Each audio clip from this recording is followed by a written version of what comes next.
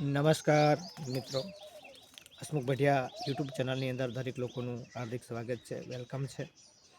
અને યુટ્યુબના માધ્યમથી તમે બધા જોઈ રહ્યા છો કે ચૂંટણીઓના પડઘમ વાજા વાગી રહ્યા છે. અને આજે 25 તારીખ છે, કાલે 26 તારીખના રોજ મતદાન પણ છે. જ્યારે કાલે સાંજથી આચારસંહિતા લાગુ થઈ ગઈ છે, એટલે મહાસભાઓ છે, રેલીઓ છે, સાઉન્ડ છે, તેના ઉપર પ્રતિબંધ લાગી ગયો છે. પણ હજી પણ ડોર ટુ ડોર પ્રચાર થઈ રહ્યો છે. અને વાત એ કરવા માગું છું કે તમે જુઓ છો કે વાવથરા જિલ્લાની અંદર હાલ દરેક તાલુકા પંચાયત અને જિલ્લા પંચાયતની ચૂંટણી છે. અને ચૂંટણીની અંદર માહોલ બહુ ગરમાયો છે. અત્યારે તમે જુઓ છો કે ચૂંટણીનો માહોલ બહુ જ ગરમાયો છે. ભાજપ, કોંગ્રેસ, આમ આદમી પાર્ટી હોય કે અપક્ષ હોય, એડી ચોટીનું જોર લગાવી રહ્યા છે જીતવા માટે. ત્યારે એક વાવ થરાદ જિલ્લા એટલે કે થરાદ જિલ્લાની અંદરથી એક મોટી ઘટના બહાર આવી છે.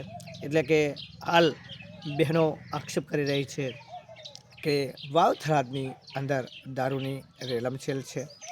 જ્યારે ચૂંટણીનો માહોલ હોય અને ચૂંટણી ટાણે દારૂબંધુના લીરા ઉડ્યા હોય, કેમ કે ગાંધીના ગુજરાતની અંદર દારૂબંધી છે, તેમ છતાં હાલ ચૂંટણીઓ ચાલી રહી છે.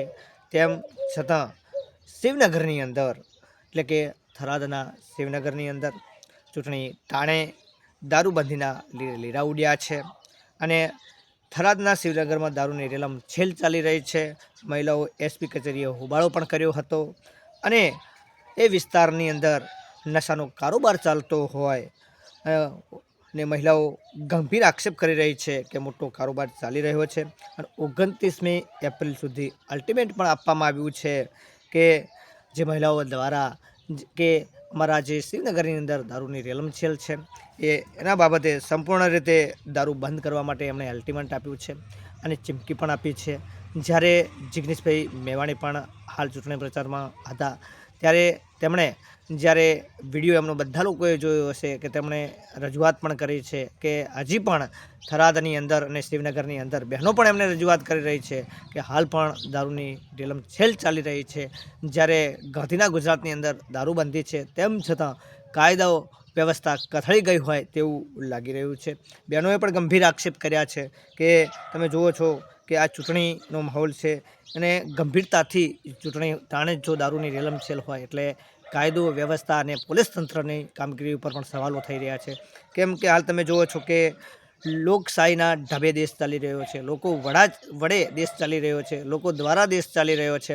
અને ત્યારે એમાંય વાવથરા જિલ્લો નવો બન્યો હોય, વાવથરા જિલ્લાની અંદર એમાંય શિવનગરની અંદર દારૂની રેલમછેલ હોય, દારૂનું હબ ચાલતું હોય. પહેલાં પણ જિગ્નેશભાઈ મેવાણી દ્વારા આ બાબતે અનેક રજૂઆતો કરવામાં આવી હતી અને એસપી સાહેબને પણ ખખડાવવામાં આવ્યા હતા. બહેનો સાથે લઈ જઈ અને આવેદનપત્ર પણ આપવામાં આવ્યું હતું કે દારૂ બંધ થવો જોઈએ, ડ્રગ્સ બંધ થવું જોઈએ.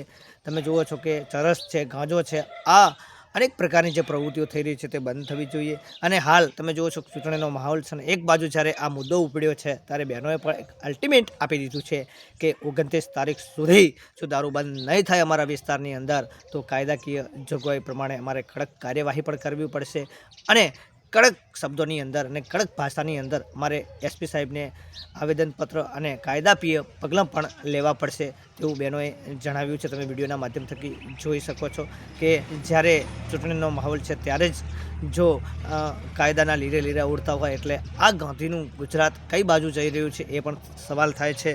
એટલે આપણે બધાને ખ્યાલ છે કે હાલ આ ચૂંટણીના માહોલની અંદર તમે દારૂ બંધીના લીરા ઉડતા હોય ત્યારે બહુ જ શિવનગરની મહિલાઓ કડક હુંકાર પણ કર્યો છે કે દારૂ બંધ કરો, નહીંતર કાયદેસર પ્રકારે કાયદાની જંગ તમે લડો.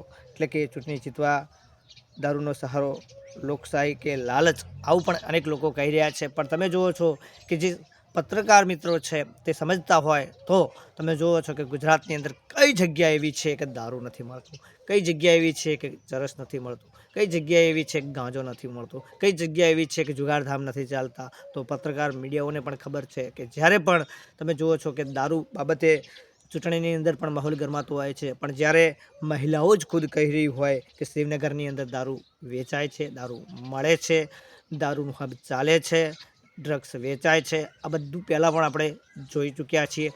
તો વિડીયોના માધ્યમથી તમે પણ તંત્રના માધ્યમથી લોકતંત્રને જાગૃત કરો. અને જ્યારે ચૂંટણી ટાણે દારૂબંધીના લીરે લીરા ઉડ્યા છે ત્યારે પોલીસ તંત્ર ઉપર પણ એક સવાલ થાય છે કે પોલીસ તંત્ર કાર્યવાહી કરવામાં નિષ્ફળ છે.